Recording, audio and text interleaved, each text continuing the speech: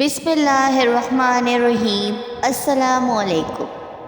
ایک روز حضرت جبرائیل علیہ السلام تنہا بارگاہ رسالت صلی اللہ علیہ وآلہ وسلم میں بیٹھے ہوئے تھے کہ اچانک آسمان کا کنارہ شق ہوا۔ نبی کریم صلی اللہ علیہ وآلہ وسلم نے دیکھا کہ جیسے ہی آسمان کا کنارہ شق ہوا، جبرائیل سمٹنا شروع ہو گئے، سر زمین پر رکھنے لگے، یعنی اس قدر جھکے کہ یوں لگتا تھا کہ گویا سر زمین کو لگ رہا ہے، اور ان پر تواضع اور عاجزی، خوف اور گھبراہٹ کے آثار نمایاں ہونے لگے۔ حضرت جبرائیل علیہ السلام اسی حالت میں تھے کہ انسانی شکل میں ایک فرشتہ حضور صلی اللہ علیہ وآلہ وسلم کے پاس نمودار ہوا۔ فرشتے نے عرض کیا، اے محمد صلی اللہ علیہ وآلہ وسلم، آپ کا پروردگار آپ پر سلام فرماتا ہے اور آپ کو اختیار دیتا ہے کہ آپ چاہیں تو آپ کو بادشاہ پیغمبر بنا دیا جائے، اور اگر آپ چاہیں تو آپ بندہ منش پیغمبر کی طرح زندگی بسر کریں۔ اس فرشتے نے جب یوں اللہ عز و جل کا پیغام پہنچایا تو حضور نے کچھ توقف فرمایا اور سوچنے لگے۔ بالآخر سامنے گردن جھکانے عاجزی کے ساتھ بیٹھے حضرت جبرائیل علیہ السلام کی طرف دیکھا۔ حضرت جبرائیل علیہ السلام سمجھ گئے کہ حضور صلی اللہ علیہ وآلہ وسلم اس معاملے میں مجھ سے مشورہ طلب فرماتے ہیں۔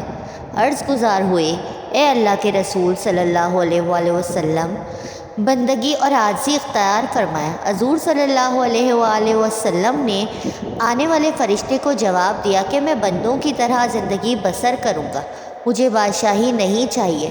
وہ فرشتہ یہ جواب سن کر دوبارہ آسمان کی طرف عروج کر گیا تو حضرت جبرائیل علیہ السلام بھی اپنی اصلی حالت پر واپس آ گئے۔ حضور صلی اللہ علیہ وآلہ وسلم نے جبرائیل علیہ السلام کو اس انداز سے دیکھا تو فرمایا، اے جبرائیل، میں تم سے پوچھنا چاہتا تھا کہ یہ فرشتہ کون ہے جسے دیکھنے کے بعد تم پر عجیب حالت طاری ہو گئی؟ حضرت جبرائیل علیہ السلام نے عرض کیا، یا رسول اللہ صلی اللہ علیہ وآلہ وسلم، یہ فرشتہ حضرت اسرافیل علیہ السلام ہے۔ جس دن سے اللہ تعالیٰ نے انہیں پیدا فرمایا ہے، یہ تجلی الہی کے حضور کھڑے رہتے ہیں اور اپنے دونوں قدموں کے صف باندھ کر کمال خشوع سے کھڑے رہتے ہیں، حتیٰ کہ اپنی آنکھ کبھی اوپر نہیں کرتے، اور ان کے پروردگار کے درمیان اس حالت میں قریب بھی ہو جائیں تو جل جائیں۔ ان کی ڈیوٹی صرف یہ ہے کہ یہ لوح محفوظ ان کے روبرو رکھی ہے اور انہیں اس لوح کو پوشیدہ چیزوں کی اطلاع دی گئی ہے۔ جب بھی اللہ تعالیٰ کا ارادہ اس سے متعلق ہوتا ہے کہ زمین و آسمان میں کوئی چیز واقع ہو تو وہ لوح خود بخود بلند ہو جاتی ہے اور حضرت اسرافیل علیہ السلام کے سامنے پہنچ جاتی ہے، اور یہ یعنی حضرت اسرافیل علیہ السلام اسی وقت اس لوح کو دیکھ لیتے ہیں اور اس مقدر یعنی کام کو دریافت کر لیتے ہیں۔ اگر وہ کام میرے متعلق ہو تو مجھے حکم کرتے ہیں، اور اگر وہ میکائیل علیہ السلام کے متعلق ہو تو ان کو کرنے کا حکم دیتے ہیں، اور اگر ملک الموت سے متعلق ہو تو انہیں حکم مل جاتا ہے۔ حضور صلی اللہ علیہ وآلہ وسلم نے فرمایا، میں نے جبرائیل سے پوچھا، آپ کس کس کام پر مقرر ہیں؟ عرض کیا ہوائیں چلانے اور لشکروں کی فتح و شکست پر؟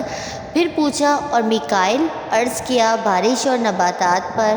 پھر پوچھا، اور ملک الموت؟ عرض کیا روحیں قبض کرنے پر۔ حضرت جبرائیل علیہ السلام نے مزید عرض کیا، جب حضرت اسرافیل علیہ السلام نیچے آئے تو میں نے خیال کیا کہ اب قیامت قائم ہونے کا وقت ہے، اور ڈر گیا، اور میری حالت میں جو تبدیلی آپ نے دیکھی ہے وہ اسی ڈر کی وجہ سے تھی۔ حضرت اسرافیل علیہ السلام اللہ کے وہ معزز فرشتے ہیں جو اپنے منہ میں سور لیے ہوئے ہیں کہ جیسے ہی انہیں حکم ہوگا یہ سور پھونک دیں گے، اور یہ کہ قیامت قائم ہونے کا دن ہوگا۔